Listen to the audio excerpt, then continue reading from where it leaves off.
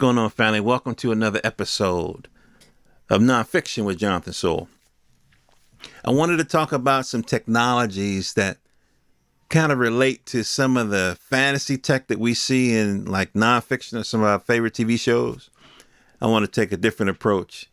So let's get into it. I'm a Star Trek fan, Star Trek and Star Wars. But, well, let's put it like this. I got about 30 Star Wars audiobooks. I'm not the lightsaber guy. I'm not part of the 501st. I heard that there was an actual club called the 501st. But I love Deep Space Nine. And Deep Space Nine has those replicators, right? Replicators. So the replicator is basically almost like it's a derivative of the transporter technology in Star Trek. And what it does is it just takes energy and it assembles it into a physical form. It could be a cup, it could be a cup full of tea, it could be food, whatever. So basically it kind of, materializes whatever you ask for, right? Well, in the real world, we have 3D printing. 3D printing is something that's been around for years. There's a library downtown that has a small 3D printer. And you can actually join the club, the digital club, and it'll print.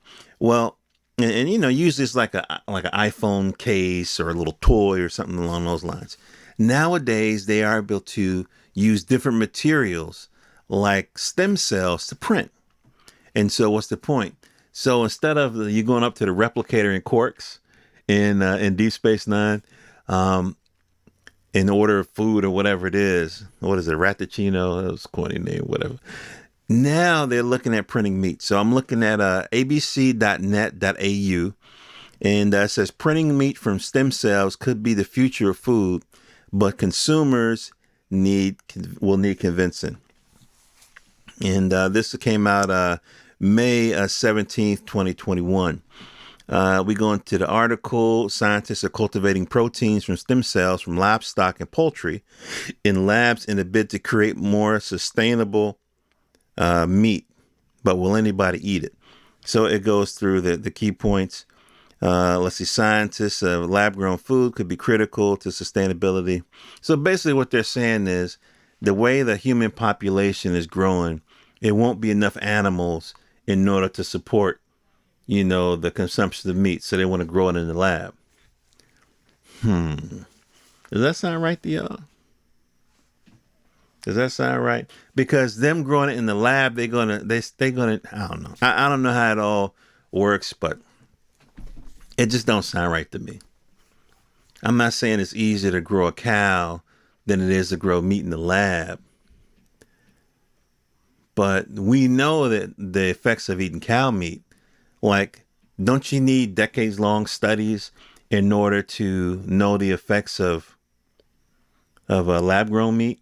Now, full disclosure, I did buy a couple of burgers in the grocery store labeled Beyond Meat. It's like a brand where they have that it's basically GMO, genetically modified organism. I bought it because I noticed that stock was exploding on the stock market. And I said, let me try that. One, 2 burgers won't kill me. I think it came like a 2-burger pack. It was a little more expensive than real meat. And, it had that, that bloody look like raw hamburger, but it's shaped in a patty. You cooked it. It was greasy, had the greasy look and everything. And when you threw a little slab of cheese on it, it kind of tasted like meat. It didn't really taste like life. If you close your eyes and taste it, you would figure it was a really good, soybean burger or something. And I know it's not soybean. They say plant, but it's not plants. Plants is like, those burgers that you buy that are made from, those little seeds or whatever. Or now this is a genetically modified organism. And so it tasted okay, but it's not something that I would feel comfortable eating on a regular basis because you need decades to find out how this is going to affect the human body. Anyway, consumers have concerns about the taste of 3D meat and how ethical it is to produce. Experts stress that meat grown from stem cells is not the same as GMO. But I mean, it is the same as GMO because it's modified. It's genetically modified. In my layman's opinion, some of the phrases they use in this article is cultivated meat, as opposed to lab grown meat. So again, this is mainly talking about some work being done in Australia. Okay, but I found a more recent article in theregister.com, right? It's like a UK paper. It's kind of like a British version of Wired, but with a serious sense of humor. All right, good news. Japanese boffins, those are like tech researchers, 3D print what looks like marbled Wagyu beef. Bad news, is tiny and inedible. So this came out August 27th. Scientists in Japan have printed an approximation, 3D printed approximation of the nation's delicacy, Wagyu beef. A team at Osaka University extracted bovine satellite cells and stem cells from formerly live cows to grow muscle, fat, and the blood vessels in the laboratory. And it has the little picture of it. It looks gross as hell. Looks like it looks bad. After analyzing a slice of the unique article for its design, the boffins spent 2 days 3D printing layer upon layer of lab-formed tissue, each just hundreds of microns thick, to create a facsimile of Wagyu meat. Now, I don't know if you guys are aware of how the 3D printing thing works. Most of you probably are, but basically it just prints like one little layer. Something. Imagine Legos, right? You know how you stack Legos to build a house or whatever. But instead of the Legos being this thick, imagine it being like, microns, which is unimaginably small, layers like that. And so they would print these things. And according to the article, once they're printed, they put them someplace to, I guess, to grow or mature. And then I guess they're ready to eat. So I don't know about that. I mean, some of the futuristic technologies I think is cool. But what could possibly happen is that this artificial meat could become so cheap that it could raise the price of real meat, and it could price out the price could skyrocket for the regular person. So the working class person might not be able to afford chicken anymore. For example, if this fake chicken shit, if this fake chicken, becomes popular. So we'll see. I thought that was interesting. There's another article. This is regarding Apple. So some of y'all have heard that Apple is going to start scanning our devices for child pornography. Now, of course, anytime you hear about child pornography, like, yeah, get them, kind of a thing. But sometimes it's a pretext for invasion of privacy. And so it says, this is Wired magazine. This article came out, let's see here. Looks like August 20th, maybe? 2021. Apple's photo scanning plan sparks outcry from policy groups. Okay, then. Of course, I'm not going to read the whole article, and the link for these articles will be in the description. More than 90 policy groups from the United States and around the world signed an open letter urging Apple to drop its plan to have Apple devices scan photos for child sexual abuse material. The undersigned organizations committed to civil rights, human rights, and digital rights around the world are writing to urge Apple to abandon its plan announced August 5th to build surveillance capabilities into iPhones, iPads, and other Apple products.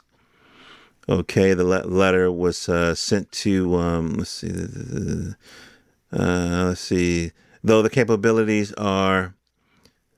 capabilities are intended to protect children and reduce the spread of child sexual abuse materials, we are concerned that they will be used to censor protected speech, threaten the privacy and security of people around the world, and have disastrous consequences for many children.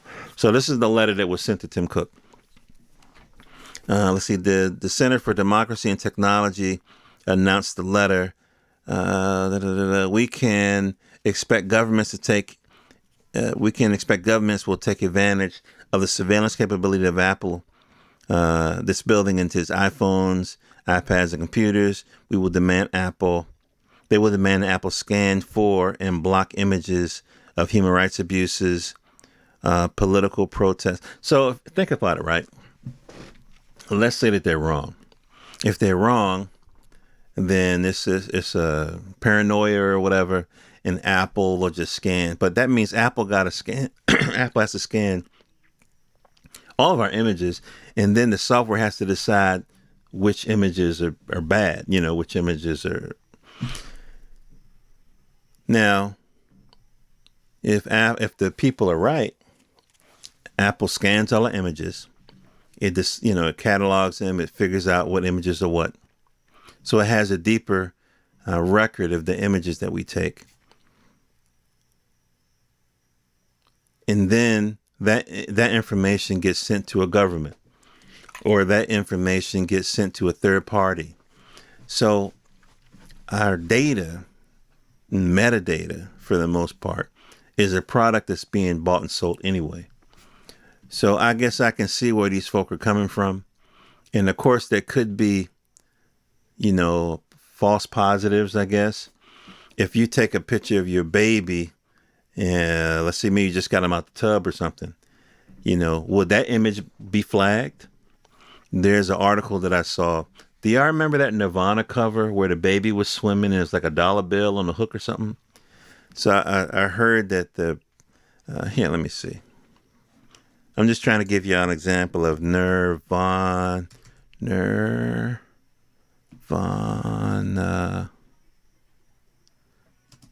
cover baby suing. All right, so let me go here. Okay, Nirvana. Okay, this is from the BBC. Nirvana sued by baby in Nevermind's album cover. Skip down here. So I got the picture up here. I'm not going to put it up because, It says Stephen Edlin, the man who was photographed as a baby on album cover in Nirvana's Nevermind, is suing the band alleged sexual exploitation. The cover depicts Eldon as a 4-year-old swimming pool grasping $1 bill, being dangled in front of him. He's now 30 years old. Says his parents never signed a release authorizing use of his image. He also alleged that the new image constitutes child pornography. So, is it child pornography? They're saying it is. So, you know what I'm saying? So, I mean, that's a tricky, that's a tricky line. So, let's just say this image is on your phone.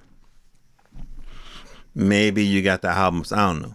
Does Apple flag it and send? Let's say, does Apple flag it and then send it to police or something, and then they come knock on your door? You know what I mean? That kind of thing. So there's always, in my opinion, there's always an overreach of security / surveillance by institutions, and a lot of times they use child pornography as a cover. Because everybody, generally speaking, it's a human propensity to protect children. There's aberrant behavior out there. They want to pray, but generally, so, you know what I mean? You know what I'm saying? There might be better ways. I mean, watching, monitoring websites that have that material, electronically, and catching that way, I think it'd be better than, you know what I mean? But that's, what do I know? That's just me. So that's basically what I wanted to share. I thought these are some interesting articles. The 3D printing of meat, I think, is going to be something that's down the road. And again, I bought Beyond Burger from the grocery store, and it tasted all right. But is that something that I would want to feed to my family on a regular? Even if, let's just say, Beyond Burger was cheaper. I don't know what the consequences is. You know what I mean? Okay. Real quick. I used to go to 7-Eleven on a regular basis. I stopped. Okay. That's me patting my stomach. I stopped. But what I used to do was I would get those Hostess pies, like the apple and the cherry. And one day I noticed it said, this is a GMO product on there. So I don't know what GMO is doing to me.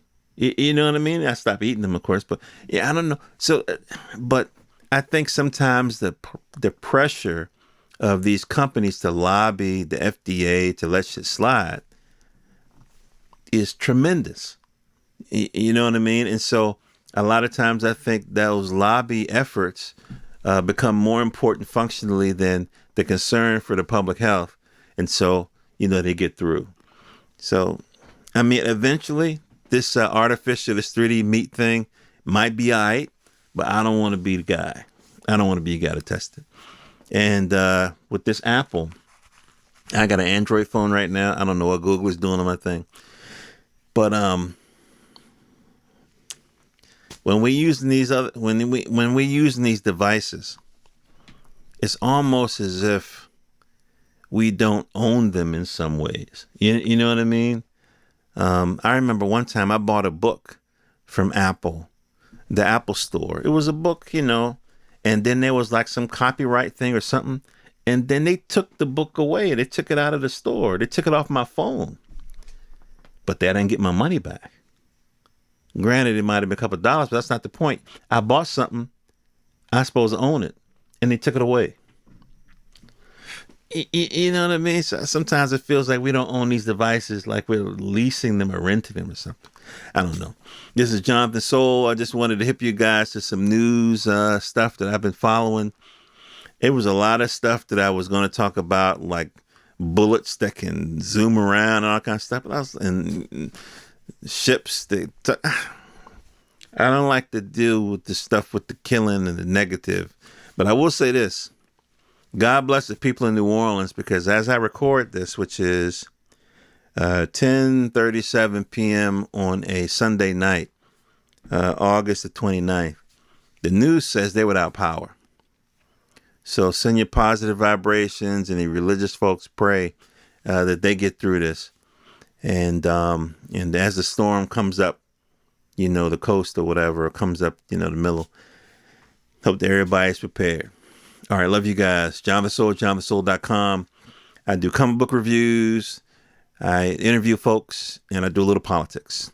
johnathansoul.com, at johnathansoul on Instagram, Twitter, SoundCloud, and iTunes. All right, love you guys. Peace.